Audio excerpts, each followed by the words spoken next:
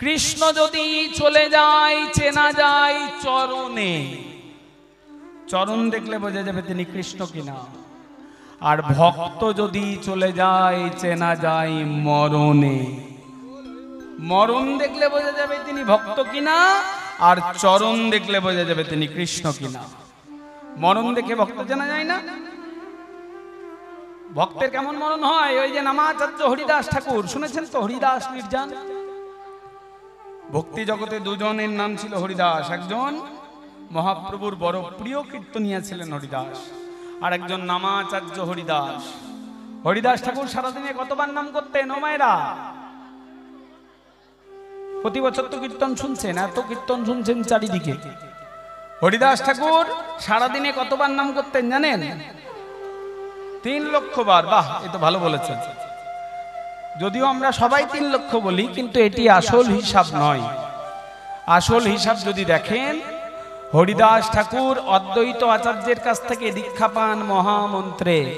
আমরা সবাই গুরুদেবের কাছ থেকে বীজ মন্ত্রে দীক্ষা পাই, আর হরিদাস ঠাকুর মহামন্ত্রে দীক্ষা পেয়েছিলেন অদ্বৈত আচার্যের কাছে। হরে কৃষ্ণ কৃষ্ণ কৃষ্ণ হরে হরে, হরে রাম রাম রাম রাম, হরে রাম রাম রাম হরে হরে।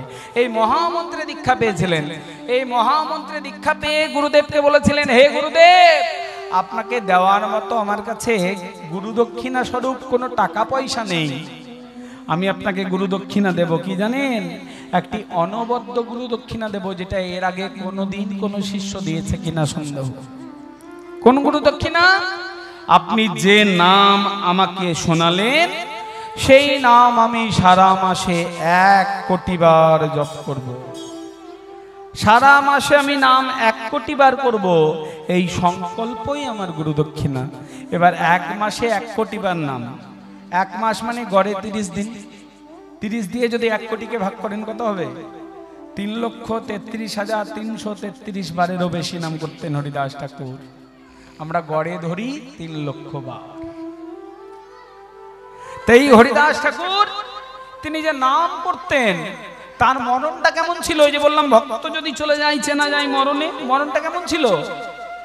হরিদাস ঠাকুর মহাপ্রভুর কাছে গিয়ে বলেছিলেন, প্রভু গো, ও প্রভু, সারা জীবন ধরে প্রতিদিন তোমার 3 লক্ষ বারেরও বেশি নাম করলাম, কোনোদিন তোমার কাছ থেকে 3টি জিনিস চাইনি।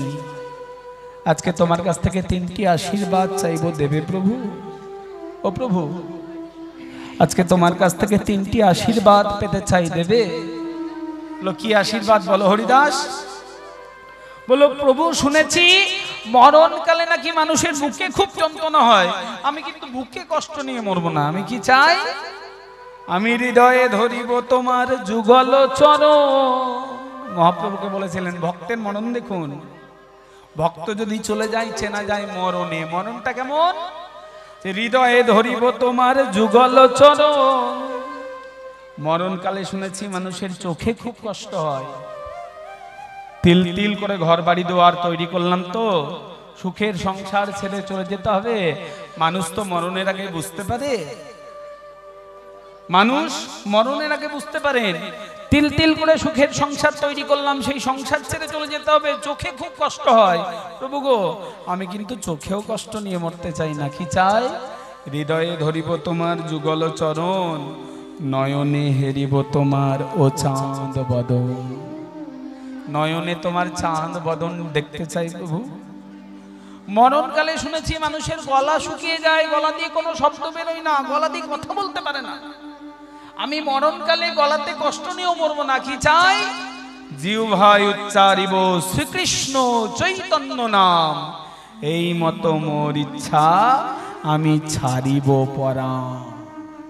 আমার প্রাণ যেন যাই চলে, প্রাণ যেন যাই চলে, আমার প্রাণ যেন যাই চলে, প্রাণ যেন যাই চলে।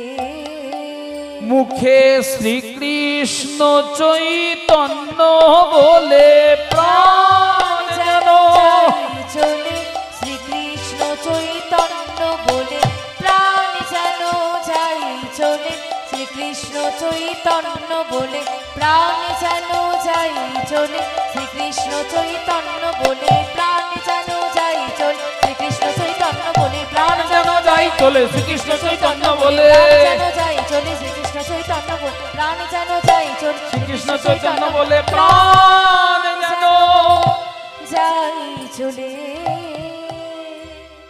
তাই মরণকালে হরিদাস ঠাকুর কি করেছিলেন? সহৃদয়ে আনি ধরিল প্রভুর যুগল চরণ, নয়নে হেরিছে প্রভুর চাঁদ বদন। শ্রীকৃষ্ণ চৈতন্য নাম করিতে উচ্চারণ, নামেরও সহিতে প্রাণ কইল নিষ্কাম। ভক্ত চেনা যায় মরণে। ওই দেখো হরিদাস যে ভক্ত হরিদাস ছিল তার মরণে চেনা গেল, আর ভগবান চেনা যায় চরণে। ভক্তমণ্ডলী